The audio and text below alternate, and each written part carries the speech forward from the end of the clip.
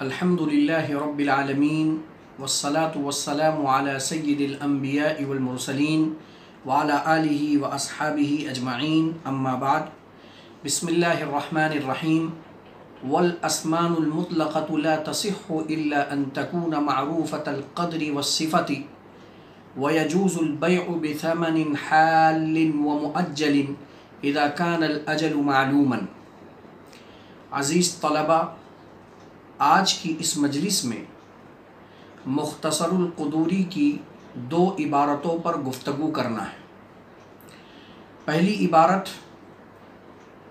جسے مصنف علیہ الرحمہ نے ذکر فرمایا ہے والاسمان المطلقۃ، مطلق ثمن لا تصح، اس کے ذریعے بیع کرنا صحیح نہیں ہے، الا ان تکون معروفۃ القدر، مگر یہ کہ مقدار یعنی کوانٹیٹی معلوم ہو، والصفتی، اور صفت یعنی کوالٹی معلوم ہو۔ اس عبارت کے تحت مصنف علیہ الرحمہ یہ کہنا چاہتے ہیں کہ کسی بھی چیز کو مطلق ثمن کے ذریعے خریدنا، نہ تو اس ثمن کی مقدار کو بیان کرنا اور نہ ہی اس کی صفات کو بیان کرنا،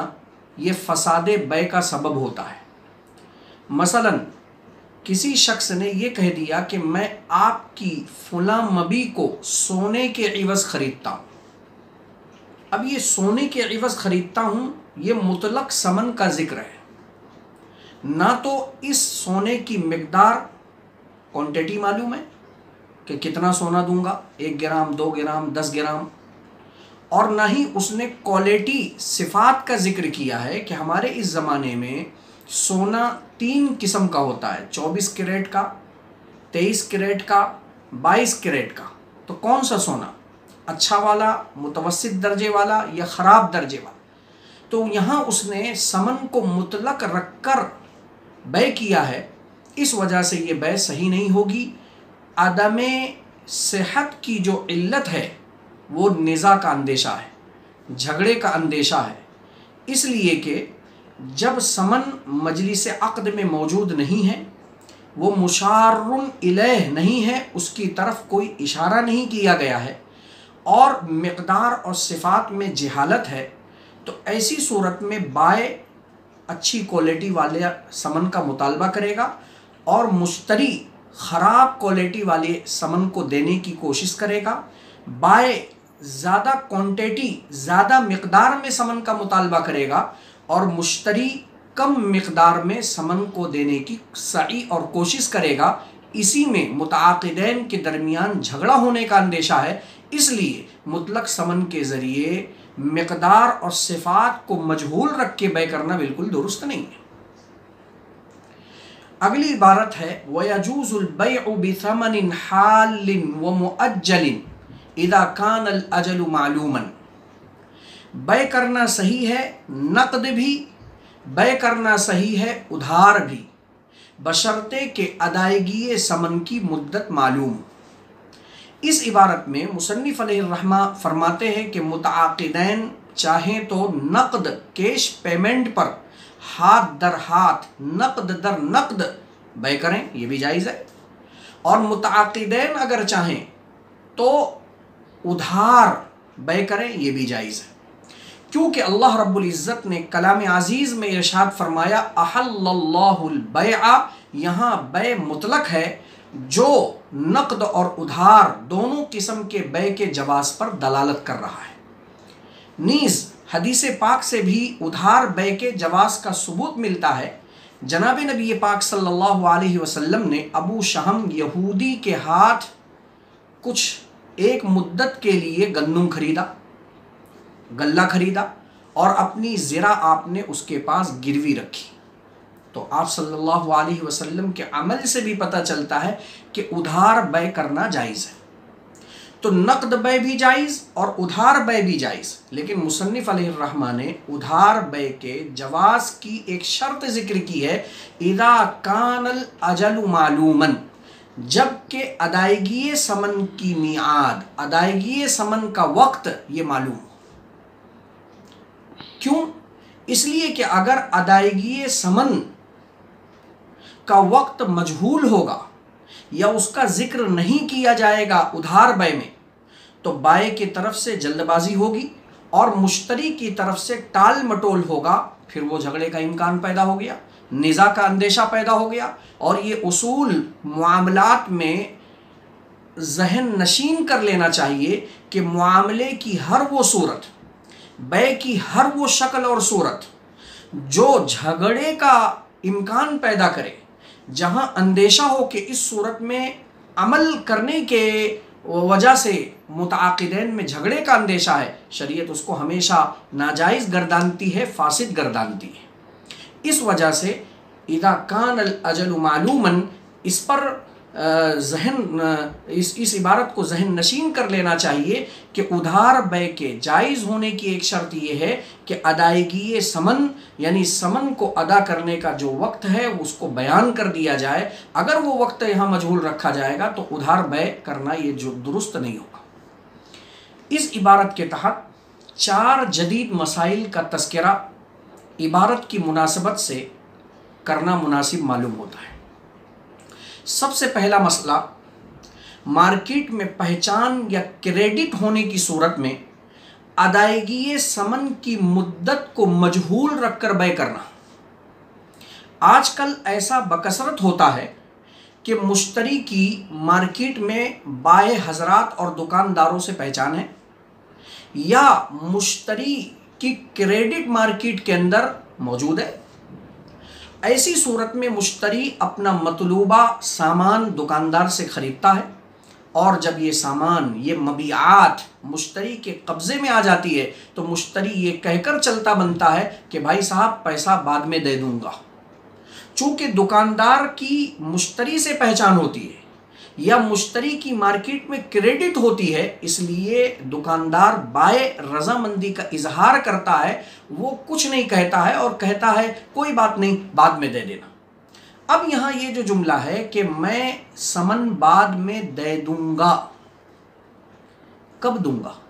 ادائیگی ثمن کی مدت تو مجہول ہے، نہ اس میں کوئی وقت ذکر کیا گیا ہے، نہ اس میں کوئی ایام اور مہینے ذکر کیے گئے ہیں، جبکہ مصنف علیہ الرحمہ کی عبارت جو ادھار بے کے جواز کی شرط پر مشیر ہے، اذا کان الاجل معلوما، کہ ادھار بے اسی وقت جائز ہوگی جبکہ ادائیگی ثمن کا وقت معلوم ہوگا۔ اور یہاں پر تو مشتری سامان لے کر چلتا بنا اور اس نے ایک جملہ کہہ دیا، میں ثمن بعد میں دے دوں گا۔ سوال یہ پیدا ہوا کب دے گا؟ تو یہاں ادائیگی ثمن کی مدت میں جہالت ہے، اور مصنف علیہ الرحمہ عبارت میں ذکر کر چکے ہیں کہ ادھار بے اسی وقت جائز ہوگی جبکہ ادائیگی ثمن کے وقت کو بیان کر دیا جائے، اور یہاں پر ادائیگی ثمن کے وقت کو بیان نہیں کیا گیا بلکہ اس میں ایک قسم کی جہالت ہے۔ تو کیا محض مشتری کا بائع سے پہچان کا ہو جانا یا مارکیٹ کے اندر کریڈٹ کا ہونا ادائیگی ثمن کی مدت کو مجہول رکھ کر اس صورت میں بے صحیح ہو جائے گی؟ تو جواباً عرض یہ ہے کہ یہ جو صورت مسئلہ آج کل بکثرت پیش آ رہا ہے، اس میں جو بے ہو رہی ہے وہ بے ادھار ہے ہی نہیں، بلکہ یہاں بے نقد ہوئی ہے، اور مشتری کے پہچان کی وجہ سے یا مشتری کے مارکیٹ میں کریڈٹ کی وجہ سے بائع نے اس کو اپنی مرضی سے، اپنی رضامندی سے مہلت دے دی ہے۔ تو یہ مہلت کا مل جانا یہ اس بات کی دلیل نہیں ہے کہ یہاں بے ادھار ہو رہی ہے، بلکہ بے یہاں نقد ہی ہوئی، لیکن مشتری کے پہچان یا اس کے کریڈٹ کی وجہ سے بائع نے اپنے طرف سے اسے مہلت دے دی۔ اس کو اچھی طرح سمجھنے کے لیے ادھار اور نقد بے میں فرق سمجھنا ہوگا۔ ادھار بے کسے کہتے ہیں اور نقد بے کسے کہتے ہیں؟ بیع مؤجل اور ادھار بے وہ بے ہے کہ جب اس میں ادائیگی ثمن کی مدت ذکر کر دی جائے تو اس مدت سے پہلے بائع کو مطالبہ ثمن کا استحقاق حاصل نہیں ہوتا ہے۔ مثلا آپ نے کسی سے کتاب خریدی، 20 روپے کی کتاب تھی، آپ نے جب وہ کتاب لیا اور یہ کہا کہ میں اس کتاب کو ادھار خریدتا ہوں اور اس کا ثمن 20 روپیہ 1 مہینے کے بعد دوں گا، یہ بیع مؤجل ہے، یہ بیع ادھار ہے۔ اب اس میں جو ادائیگی ثمن کی مدت ذکر کی جا رہی ہے 1 مہینہ، اس 1 مہینے سے پہلے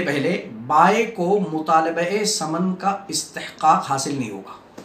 وہ 1 مہینے سے پہلے ثمن کا مطالبہ کر ہی نہیں سکتا، برخلاف بیع نقد کے، برخلاف بیع حال نقد بیع کے، کہ اس میں بیع کے متصلاً بعد ہی بائع کو ثمن کے مطالبے کا استحقاق حاصل ہو جاتا ہے۔ یہ اور بات ہے کہ نقد بیع میں اگر بائع اپنی طرف سے کسی کو مہلت دے دے، مشتری سے پہچان ہونے کی وجہ سے یا مشتری کے مارکیٹ میں کریڈٹ ہونے کی وجہ سے، تو اس مہلت دینے کے بعد بھی وہ ثمن کا مطالبہ فی الفور کر سکتا ہے۔ تو جب یہاں ثمن کا مطالبہ وہ فی الفور کر سکتا ہے، متصلاً بیع کے بعد بھی کر سکتا ہے، تو نقد اور ادھار بیع میں بنیادی اور لطیف فرق یہی ہے، اور اسی لطیف فرق سے ہم سمجھیں گے کہ کون سی بیع ادھار ہو رہی ہے اور کون سی بیع نقد ہو رہی ہے۔ تو یہاں جو صورت مسئلہ ذکر کیا گیا کہ کریڈٹ یا مشتری کے پہچان کی وجہ سے بائع نے مہلت دے دی، وہ مہلت دینے کے بعد بھی ثمن کا مطالبہ فوراً کر سکتا ہے۔ اس معنی سے سمجھ میں آیا کہ یہاں جو صورت مسئلہ ذکر کیا گیا اس میں بیع ادھار ہوئی نہیں بلکہ یہاں بیع نقد ہوئی ہے، اور جب بیع نقد ہوئی ہے تو عبارت میں جو شرط ذکر کی گئی ہے اذا کان الاجل معلوما، وہ ادھار بیع کی شرط ہے، نقد بیع کی شرط نہیں ہے، فلا اعتراض علیہ ولا اشکال علیہ۔ دوسرا عصری اور جدید مسئلہ جو مارکیٹ میں بکثرت پیش آ رہا ہے، آج کل بازاروں میں بکثرت ایسا ہوتا ہے کہ اگر آپ ایک چیز نقد کیش پیمنٹ پر خریدیں تو وہ آپ کو کم قیمت میں مل جائے گی 20,000 کی، لیکن اگر آپ وہی چیز ادھار قسطوں پر انسٹالمنٹس پر خریدیں تو وہ چیز آپ کو 30,000 میں پڑ رہی ہے۔ فیسلٹی آپ کو یہ ہوگی کہ آپ کو پیسہ ایک ساتھ نہیں بھرنا ہے، 30 الگ الگ قسطوں میں 30 مہینے میں بھرنا ہے، یہ آپ کو سہولت ملی۔ اس سہولت پر مارکیٹ میں جو دکاندار ہے، جو بائع ہے، وہ ثمن میں اضافے کا مطالبہ کرتا ہے، کیش پیمنٹ میں تو 20,000 کا دیتا ہے، لیکن قسطوں میں انسٹالمنٹس پر جب وہ اسے فروخت کرتا ہے تو وہ اسی مبیع کا 30,000 10,000 کا اضافہ یہ حاصل کرتا ہے۔ تو سوال یہ پیدا ہوا، کیا نقد پر کم قیمت لینا اور قسطوں پر انسٹالمنٹس پر ادھار پر زیادہ قیمت لینا جائز ہے؟ تو یہاں سمجھ لینا چاہیے کہ نقد اور ادھار میں مبیع کی قیمت میں کمی اور اضافہ کرنا شرعاً ممنوع نہیں ہے بلکہ جائز ہے، اس کی شریعت میں اجازت ہے۔ جن لوگوں کو یہ شبہہ لگا کہ ایک چیز ہم کم قیمت میں خرید رہے ہیں جب ہم اسے کیش پیمنٹ میں لے رہے ہیں، اور اسی چیز کو جب ہم ادھار خرید رہے ہیں تو وہ ہمیں اضافے کے ساتھ میں دیا جا رہا ہے، ہمیں اضافے کے ساتھ میں خریدنا پڑ رہا ہے، انہوں نے اس اضافے کو سود سمجھ لیا، سود کا شبہ لاحق ہو گیا۔ تو قسطوں یعنی انسٹالمنٹس پر مبیعات کو اضافی رقم کے ساتھ میں خریدنا، اسے لوگوں نے جو سود سمجھا ہوا ہے یہ مزعومہ غلط ہے، اور یہ ربا اور سود کی حقیقت کو نہ سمجھنے کا نتیجہ ہے۔ کیوں؟ اس لیے کہ سود کا تحقق اس وقت ہوتا ہے جبکہ جانبین میں نقود روپیہ پیسہ ہو۔ آپ سونا دے رہے ہیں، سونا لے رہے ہیں، چاندی دے رہے ہیں، چاندی لے رہے ہیں، دونوں طرف سے نقود ہے، دونوں طرف سے کرنسی ہے، اور پھر کسی ایک جانب اضافہ ہو جائے، یہ اضافہ ضرور سود ہے۔ لیکن وقت کے مقابلے میں جو اضافہ ثمن ہو رہا ہے کہ اگر آپ کیش پیمنٹ میں لے رہے ہیں تو 20,000 کا، اور 30 مہینے کی سہولت پر اگر آپ لے رہے ہیں تو یہ 30 مہینہ جو وقت ہے اس کے مقابلے میں جو قیمت لی جا رہی ہے یہ قیمت سود نہیں ہے. کیوں؟ اس لیے کہ یہاں نقود کا تبادلہ عروض اور سامان کس سے ہو رہا ہے. ایسی صورت میں سامان کا مالک، مبی کا مالک جو بائع ہے، وہ اپنے اس مبی کی قیمت جتنا چاہے اتنا لگا سکتا ہے. تو خلاصہ کلام یہ ہوا کہ نقود کا تبادلہ جب نقود سے ہوگا تو اضافہ سود ہوگا، لیکن جب نقود کا تبادلہ عروض اور سامان سے ہوگا تو اس سامان کی قیمت جتنی چاہے اتنی لگائی جا سکتی ہے. یہ سود کے دائرے میں داخل نہیں ہوگا بلکہ یہ جائز ہے. تیسرا مسئلہ اسی مسئلے سے بالکل ملتا جلتا ہے، چونکہ ادھار بے کا تذکرہ چل رہا ہے تو اس کی مناسبت سے تیسرا مسئلہ بھی سمجھنا ضروری ہے. آج کل آن لائن خرید و فروخت ہو رہی ہے جس میں مختلف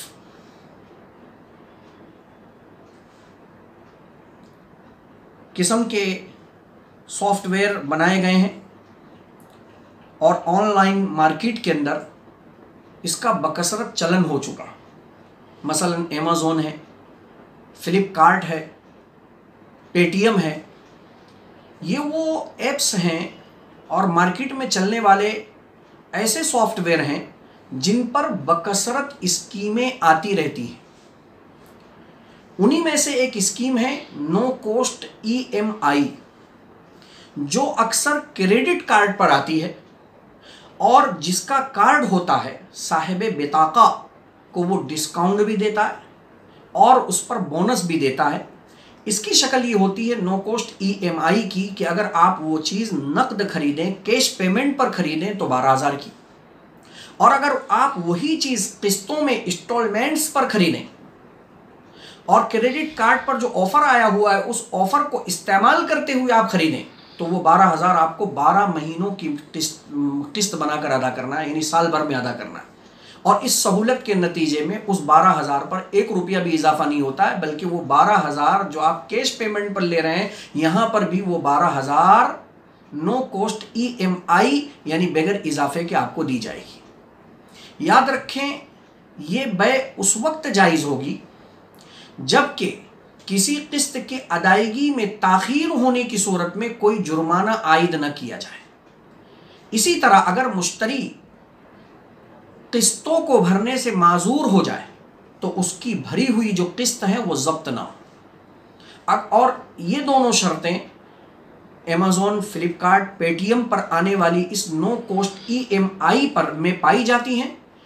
کہ تاخیر میں کسی قسم کا جرمانہ اس سے وصول نہیں کیا جاتا ہے، اور اگر وہ مزید قسط نہ بھر پائے تو اس کی قسطیں ضبط نہیں ہوتی ہیں. اس وجہ سے اس قسم کی بے کرنا جائز ہے، کیونکہ نو کوسٹ ای ایم آئی میں یہ دونوں شرطوں کے ساتھ بے کی جا رہی ہے اور اس میں ادھار کا معنی پایا جا رہا ہے. اور عبارت میں بات آ چکی ہے کہ نقد بے بھی جائز ہے اور ادھار بے بھی جائز ہے، تو نو کوسٹ ای ایم آئی یہ ادھار کی ایک شکل ہے، لہٰذا یہ بھی جائز ہے. چوتھا اور آخری مسئلہ مروجہ بیوعات میں سے ایک بے لے بائے چل رہا ہے جس کا نام ہے لے بائے. لے بائے کا مفہوم یہ ہے کہ ایک مبی مارکیٹ میں بیچی جا رہی ہے، اس کی قیمت رکھی گئی 1,000 روپیہ. مشتری وہاں پہنچا اور اس نے اس مبی کو خریدنے کی اچھا ظاہر کی، لیکن اس کے پاس 1,000 روپیہ نہیں ہے، 500 روپیہ ہے. بائے اس سے کہتا ہے کوئی بات نہیں، یہ 500 روپیہ آپ مجھے دے دو اور 500 روپیہ قسطوں میں چاہے ادا کرو چاہے ایک ساتھ ادا کرو، لیکن شرط یہ ہے کہ جب مجھے میرا پورا 1,000 روپیہ حاصل ہو جائے گا، اصول ہو جائے گا، تب میں مبی آپ کے حوالے کروں گا. اس سے پہلے یہ مبی بائے یعنی بیچنے والے دکاندار کے قبضے میں ہوگی. شرعاً یہ شرط لگانا جائز نہیں ہے، کیونکہ ابھی تھوڑی دیر پہلے ہم نے بیع نقد، بیع حال نقد بے، بیع مؤجل ادھار بے، ان دونوں میں ہم نے فرق کیا کہ جب بے ادھار ہو رہی ہے تو ادھار بے میں ثمن کی اصول یابی کے لیے حبس مبی یعنی مبی کو روکنے کا اختیار اور اتھارٹی یہ بائع کو حاصل نہیں ہوتی ہے. کیوں نہیں ہوتی ہے؟ اس کی بنیادی وجہ وہی ہے جو ہم نے ذکر کیا کہ ادھار بے کے اندر مطالبہ ثمن کا استحقاق مدت سے پہلے پہلے نہیں ہوتا ہے۔ اور یہاں جب اس نے 500 روپیہ دے دیا اور 500 روپے کو ادھار کر دیا، تو اس ادھار کرنے کی وجہ سے یہ بیع مؤجل اور ادھار ہو گئی، اور بیع مؤجل اور ادھار بیع کے اندر ثمن کی اصولیابی کے لیے بائع کو اپنے مبیع کے روکنے کا حق حاصل نہیں ہوتا ہے، بلکہ یہ مبیع مشتری کی ملک ہو جاتی ہے اور مشتری اس کا مالک ہو جاتا ہے، اس میں جیسا چاہے ویسا تصرف کرے۔ تو لے بائع میں یہ جو شرط لگائی گئی وہ ادھار بیع کے اندر موجود ایک جو صورت ہے اس کو ختم کر رہی ہے، اس وجہ سے یہ صورت بالکل جائز نہیں ہوگی۔ السلام علیکم ورحمۃ اللہ وبرکاتہ۔